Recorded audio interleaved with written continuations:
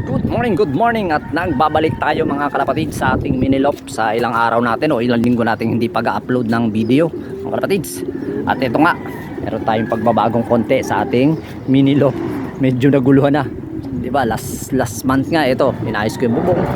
Bali pinatari ko kasi dyan kalimitan tumatambay sila at nilagyan natin ng mga tusok-tusok, sabi nga bakod ng tagumpay mga kalapatids. So ayan, at ito nga sinunod natin mga kalapatids, yung release door dati natin nandito sa ilalim na to. Bali inilipat natin dun sa ibabaw.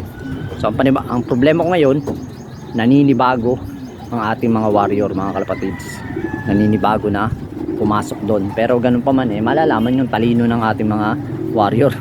Katulad nitong isang ito, ayan sample yan. Sana naman makita niyo yung patoka sa loob.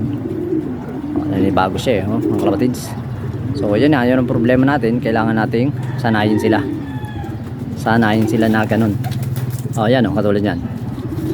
Diba? Di talo na kung ganyan. Hindi, bali pag yung atin namang mga panlaro sa malalayo na, syempre pagod na yun. Pagdating yan dyan, hindi na yung magtatambay dyan. I'm sure na lalagyan natin ng maliit na lagay ng tubig doon. Pupunta sa iinom mga kalapatids. So ayan na muna ang ating update sa ating minilop. At shoutout nga pala kay Kuya Ray Patriarka. Ayan. Patriarka Kuya Ray, salamat ng marami sa pagdadala ng ibon mo sa pagdadala ng ibon ko sa loading. Yan, sana magtagumpay tayo kahit papaano makakabig tayo mga kalapatids. Kuya Ray. So yun lang ating update. Happy flying and God bless. Keep safe mga kalapatids.